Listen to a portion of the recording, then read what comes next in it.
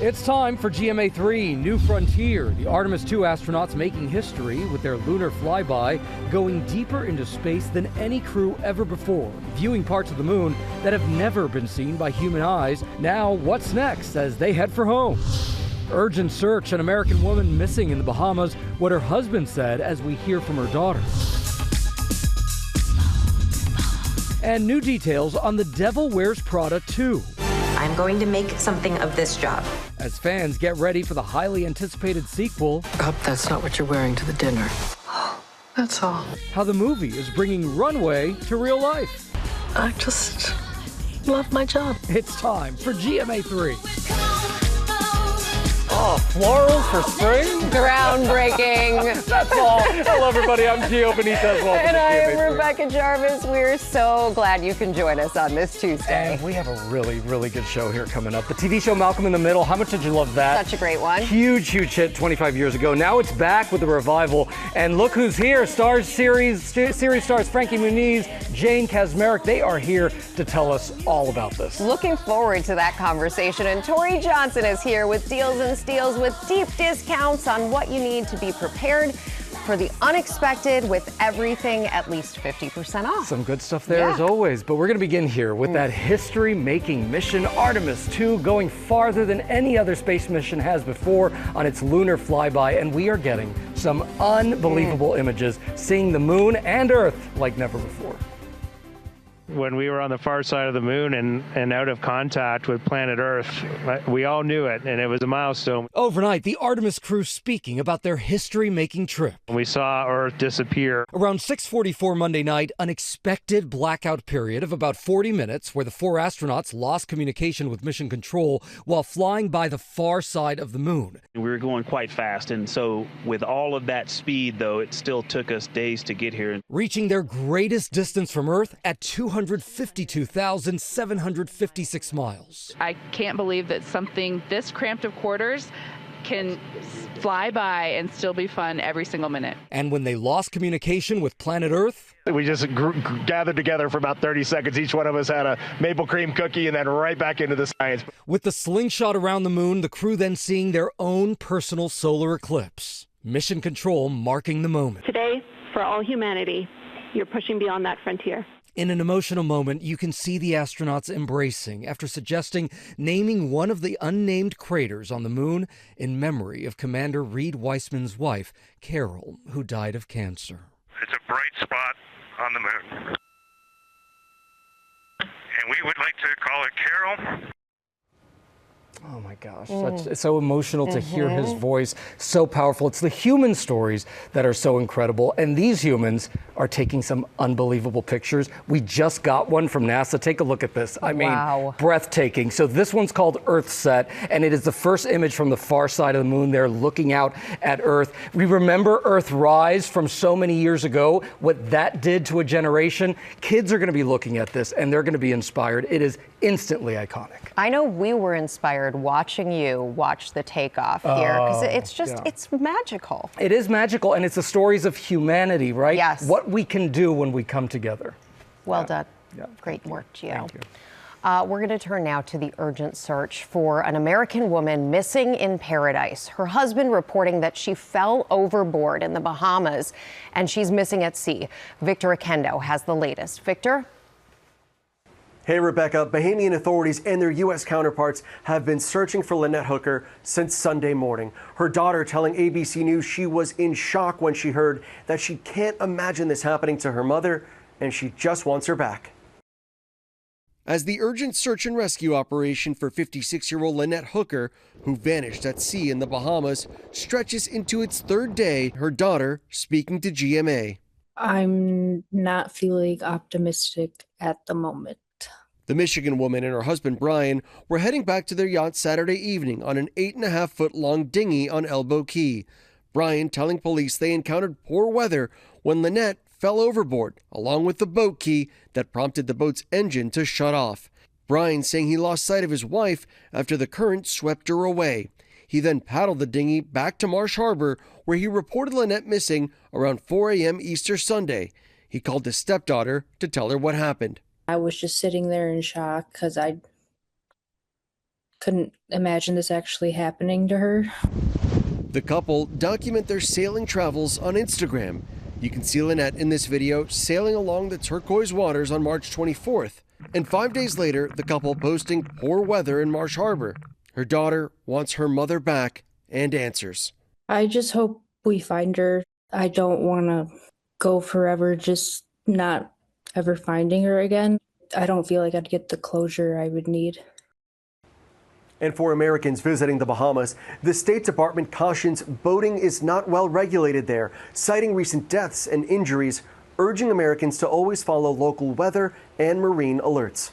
Guys? Oh, we are thinking about that family. Yeah. Victor, thank you so much. All right, we're going to switch gears here and turn now to the thrilling end to March Madness with Michigan crowned national champions beating UConn in a hard-fought game, taking home their first title in 37 years. Will Reeve rushed out of the studio yesterday after GMA3 to get there, and you are in Indianapolis. I bet you're glad you were there, Will.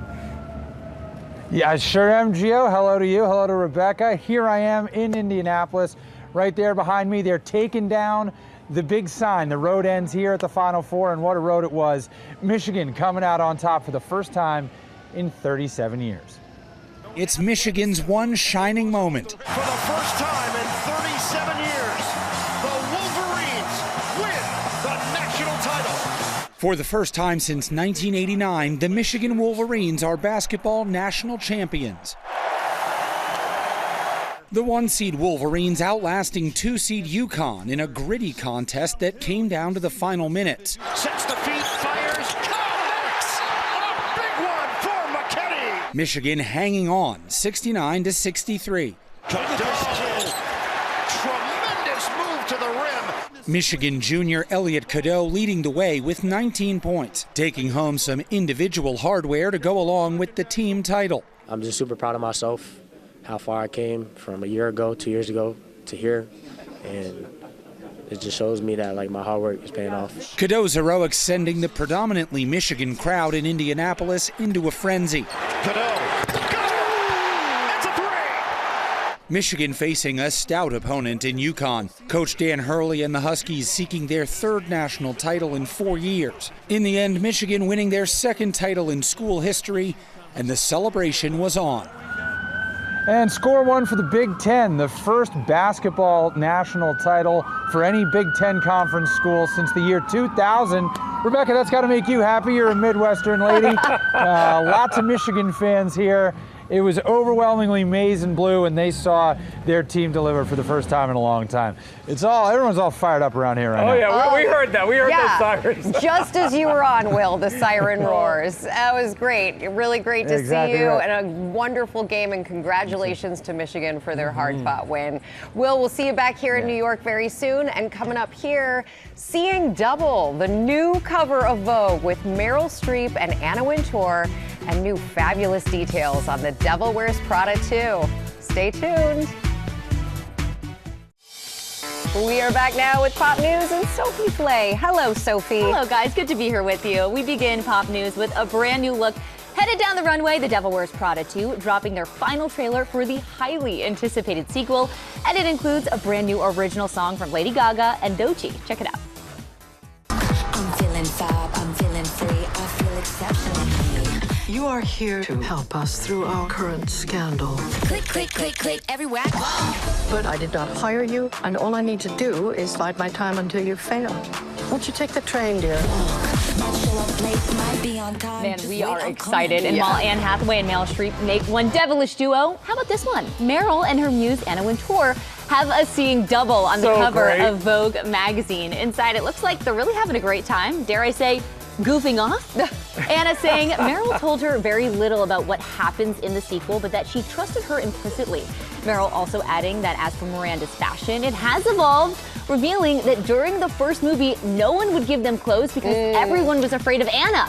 And fun fact, both Meryl and Anna are 76 years old, as is Annie Leibovitz, who is the photographer on the shoot. The Devil Wears Prada 2 struts into theaters on May 1st. I know everyone is just, no one can wait. No one can wait. Everyone's so excited. Wait. Yeah. Let me tell you something. I don't want to brag, but I got invited to the world premiere. Oh! What? So I got to figure out what to wear. That's the most important. And where you're staying and how you're getting there and using your points. Exactly. He was Okay. the points Well, master. we're excited for your Fun review. fact. Yeah. And out to another icon returning to our screens. Ryan Murphy has revealed that Jessica Lange will be coming back to American Horror Story for season 13, which just began production.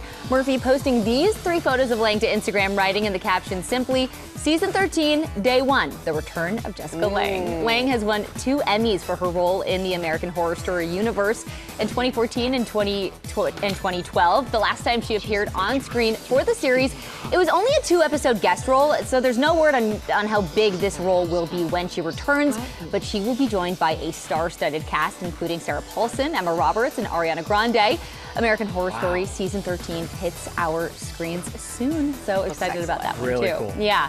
And finally, in pop news, it is all about the great comebacks, and Glenn Powell has just added another one to the roster. Glenn sharing the title and poster for his latest project. It's a comedy called The Comeback King, and will also mark Judd Apatow's return to directing comedies. Apatow is also co-writing the movie with Powell, and it will be about a country western music star in a free fall with his career. The Comeback King hits theaters in February 2027.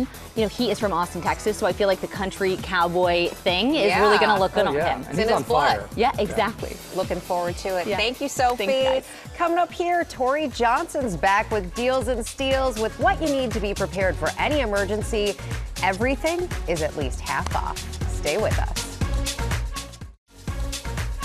Okay, we're back now with Deals and Steals. Tori Johnson is here with what products that can bring you some priceless peace of mind. Yes. Hello. Okay, so in the event of the unexpected and an emergency, could you find all of the emergency documents? Yeah. Yes, I can. You can? You know why? Because I do this. I know, that. because you have this. I wouldn't be able to do it. You're going to help me. I know. So the reality is, you and I talked about this once. And so mortgage documents, bank accounts, insurance policies, medical records, birth certificates, the extra keys to cars, storage units, even the location of those things, even somebody's wishes. And so the founders of Knockbox, which stands for Next of Kin, created these readiness kits because when they had a death in their family, probate was a nightmare. They could not find documents. Everything was either scattered or didn't exist. And so this helps you combine everything digitally in your mind, in the drawer, on the paper over there, in your phone, all into one unique system. You don't have keep to it all think about it. organized. Right. You don't have to think about it. It's all set, and all the options are 50% off. So smart. I love the keys because just think about all the doors and things that need to be opened. Exactly, That's so that smart. people can't find. Okay, speaking of doors, thank you for Oh, that. there you go. Okay, a mom created this flip lock when there was an active shooter situation a little bit too close to home, and it concerned her. And so she wanted to have extra protection on all of the doors in her home. So for this inward swinging door, this installs in minutes right there on the frame, and then activates in seconds, just like that. You've activated it. So now this door can't be open. It's independently tested to withstand 1,600 pounds of pressure. Super simple, easy to set up. Again, activates in seconds, no keys, no codes, no power required, and they're $20 today. So smart. Really good, really good. Another brilliant one for on the go, which we're not gonna demo because it makes a sound that is not appropriate, is this from She's Birdie. Pull this pin if you have to startle somebody or attract attention for help. It's got this brass keychain, so it's gonna hang on all of your stuff. And then these new little ones will clip onto, great for a runner, can clip onto a jacket, a leash, a stroller, a bike handle. All of these from She's Birdie, slashed in half. So you get sound and light if you need help. So smart. Power on the go. Are good. Yes.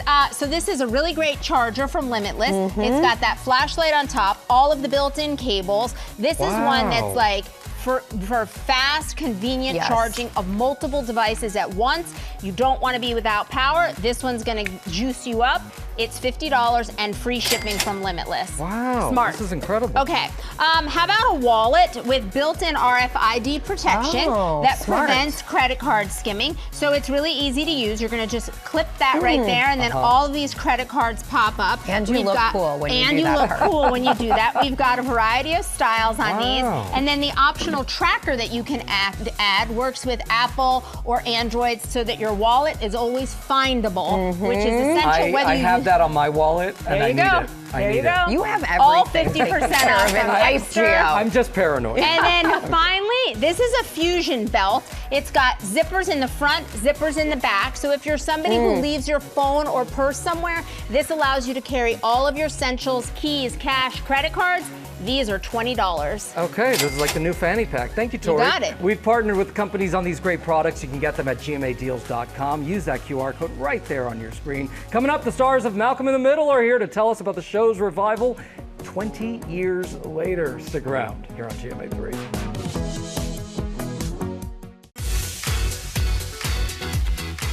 Look at that, New York City, nice and sunny. Welcome back to GMA3. Tomorrow on GMA, our home run road trip goes to Boston to check out the ballpark food at one of baseball's most iconic stadiums. How does Fenway Park put a New England twist on game day grub? We will find out. Grub is my favorite part of the game. Especially at a ballpark. Yeah, so good. All right, from the ballroom to the Broadway, Dancing with the Stars partners Whitney Levitt and Mark Ballas are together again. They are teaming up to star in Chicago on Broadway. They're taking us backstage. I've seen people who love this show already. They saw it last night. Amazing. It's going to be great. And on Thursday, we get a preview of Queen Elizabeth II, her life and style, an exhibition of the Queen's influence on fashion from her days as a princess to her long reign as queen.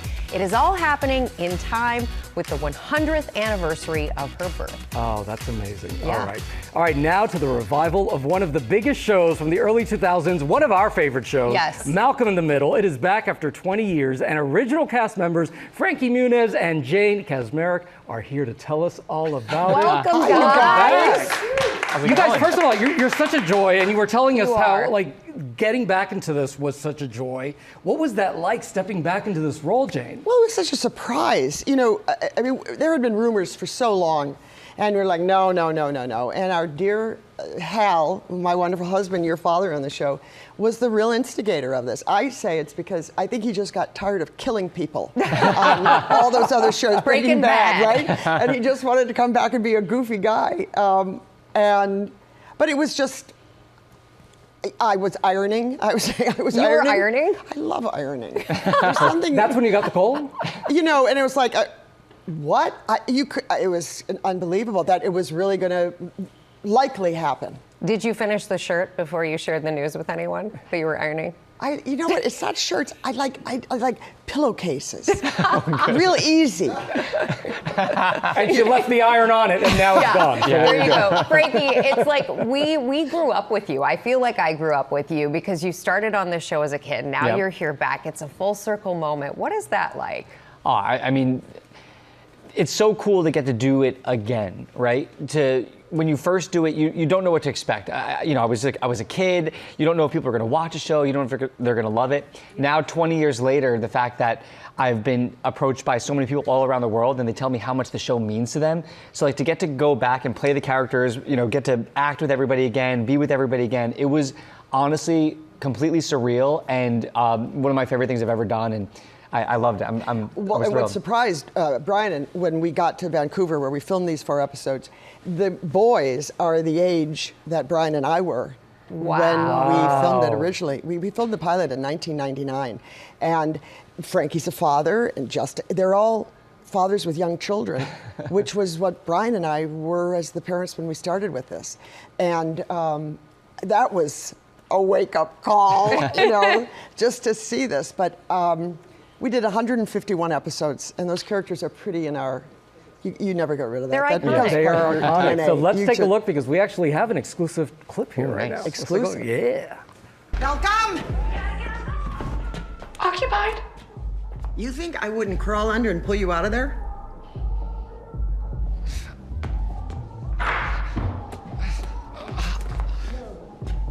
Can we do this outside the men's room? Nope. It's gone on long enough. We're gonna straighten everything out right here, right now. We're gonna go back to the party as a family. shrimp is bad. The shrimp is bad. We're not serving shrimp. Not serving shrimp. Yeah.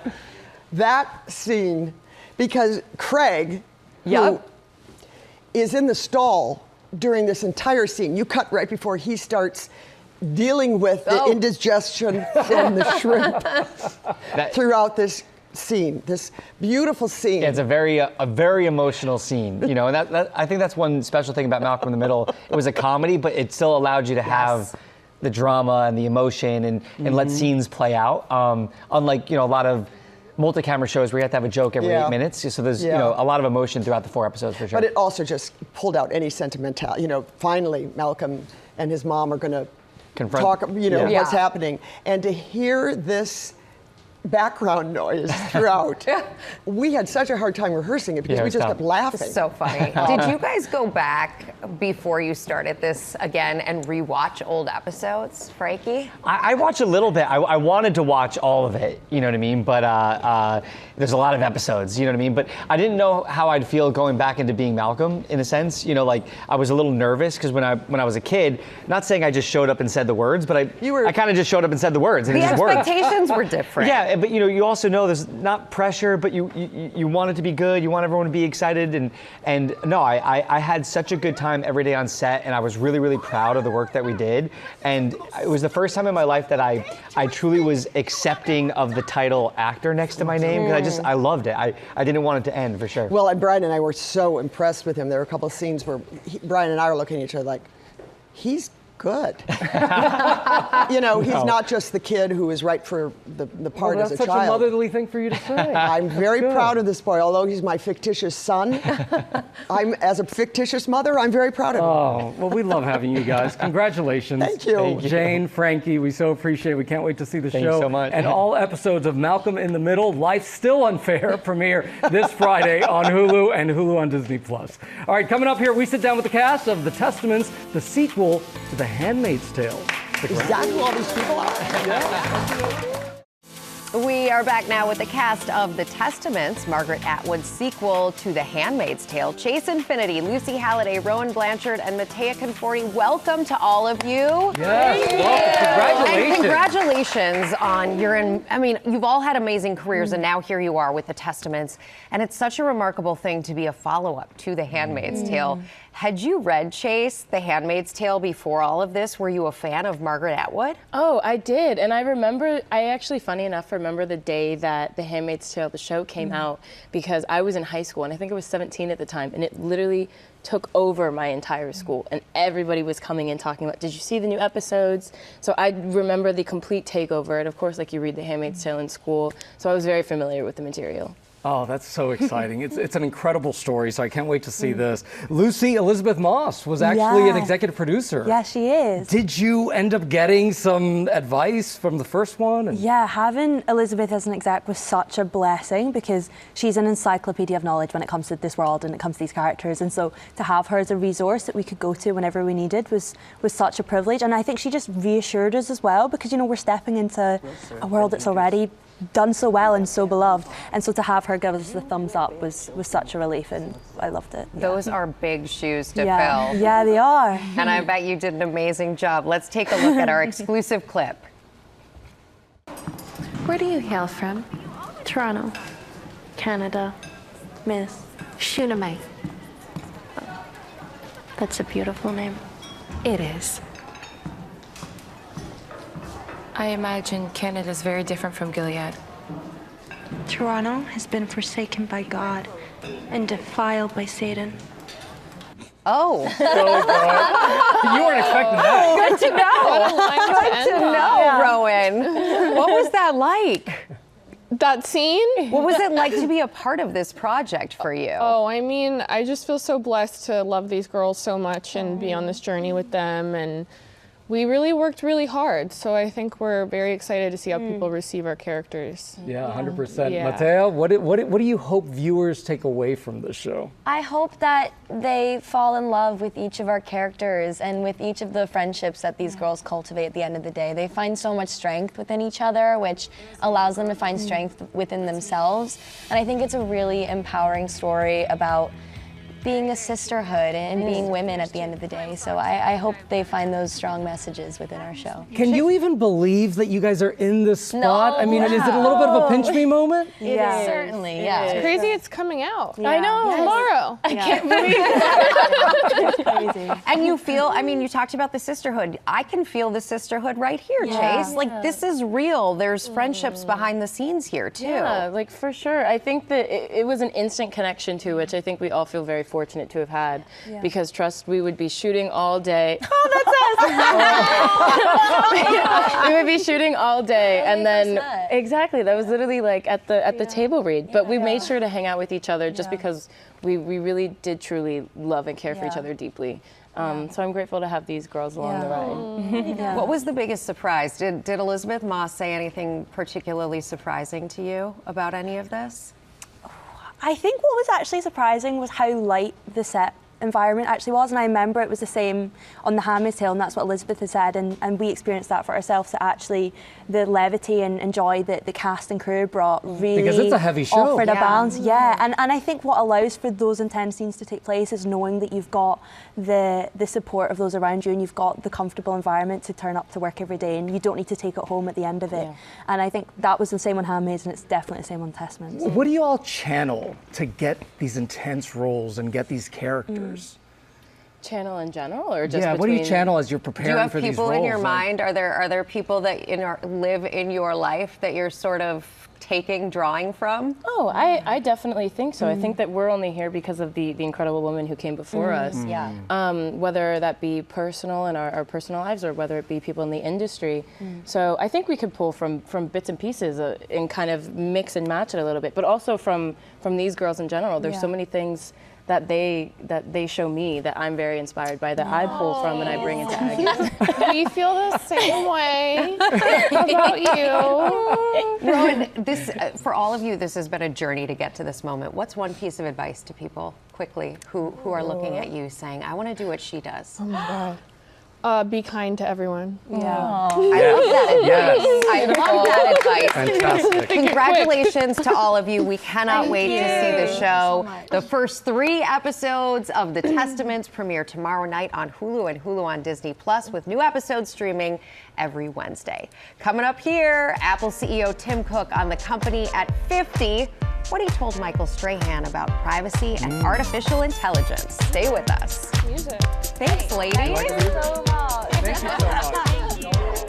Okay, we are back now with Apple at 50. The tech giant just celebrated its golden anniversary, but before it did, Michael Strahan sat down with Tim Cook to talk about the milestone, the company's impact on education, Tim's future at Apple, and the future of artificial intelligence. Take a look. Here at Wadley Secondary School in Harlem, New York, these students are learning how to make music. It allows me to stop the beat block. In this classroom, creativity comes alive with the help of technology donated by Apple through the company's partnership with Save the Music. CEO of Apple stopped by to see the students in action. Yeah. Make some noise for Mason. So what is that like firsthand for you to see that actively in use in the schools? Oh, it brings me such joy, because we make products that empower other people to express themselves, to create things they couldn't create before. What are the goals for this year? Well, we're announcing today that we're expanding the number of schools that we're reaching from 25 to almost double that. And so we're going to be able to hit 25,000 kids next year with music education. Another amazing thing for Apple, 50th anniversary. 50th anniversary, what a reflection. And what do you think is Apple's biggest contribution in the last 50 years? Oh my God. You know, you can focus on the product moments, reinventing music, reinventing the smartphone, bringing the creative arts to the table, the creative graphics, saving people's lives with the watch. What are the things that worry you about Apple's product impact on society? Well, I don't want people using them too much. I don't want people looking at the smartphone more than they're looking in someone's eyes. As if they're just scrolling endlessly. This is not the way you want to spend your day. Go out and spend it in nature. How worried are you about AI? I think AI is so profound, and can be so positive. But you know, technology doesn't want to be good and it doesn't want to be bad. It's in the hands of the user and the hands of the inventor. And you say that privacy is a human right. Yes. But if our phones are now essentially thinking for us, how can you guarantee that our private lives aren't fed into just a big machine? Yeah, well, we do as much as possible on the device. And on the device is encrypted, which means that even Apple doesn't have access to it. And then when we can't answer a question on your device, we send it to something called private cloud compute, which is essentially, think of it as a big device in the sky that has the same kind of security and architecture as your phone. And we know that your products are made overseas. How have you been affected by tariffs? We're putting $600 billion into the U.S. over the next 4 years. And in fact, if you looked at your iPhone today, the front cover and the back cover, all of that glass will be coming out of Kentucky by the end of this year. The engine, the system on a chip, we're going to make over 100 million of those in Arizona this year. We're going to make over 20 billion semiconductors in the U.S. And again, this is not only for the U.S. market sold iPhones, it's for worldwide iPhones. So it's made you invest more in the U.S.? We've invested more in the U.S., absolutely. We're a very proud American company and want to do as much here as we possibly can. And we've seen the Supreme Court decision on tariffs. Yes. Your company's paid $3.3 billion over the first 3 quarters of the year. Are you going to try to sue to get the money back? Well, we're monitoring the situation to see what the courts will rule there, and we'll decide accordingly. You were at the inauguration last year, just feet from the president. You gave him a nice gift at the White House. You were at the screening of Melania, the documentary for the First Lady. There's so many people say you're really close to the administration, and you're being criticized for that. How do you separate the two, or are you able to? Well, what I do is I interact on policy, not politics. I'm not a political person on either side. I'm not political. And so I'm kind of straight down the middle, and I focus on policy. And so I'm very pleased that the president and the administration is accessible to talk about policy. 15 years, CEO. Yeah. And I read recently where you said you wanted to step back a little bit. No, I didn't say that. I haven't said that. So that's a rumor going around. Oh, that's a rumor. So there's no truth to that. You're going to stick around for an unforeseen amount of time. Well, here's the way I look at it. I love what I do deeply. 28 years ago, I walked into Apple, and I've loved every day of it since. We've had ups and downs, but the people I work with are so amazing. They bring out the best in me, and hopefully I can bring out the best in them. And Michael, I can't imagine life without Apple. They say you do what you love and it doesn't seem like you're working, right? And it's exactly right. Exactly right. You do what you love. You never feel like you're working, especially when I'm here with you, Gio. Oh, That's likewise, how I my feel. friend. And we'll be right back here on GMA3. Aw, this was fun. This was a lot of fun. Good show, good conversations. 100%. And good to have you with us. Thanks so much for watching, and for more news, you can check out What You Need to Know anytime on Disney+. Have a great day, everybody. We'll see you tomorrow. Bye-bye.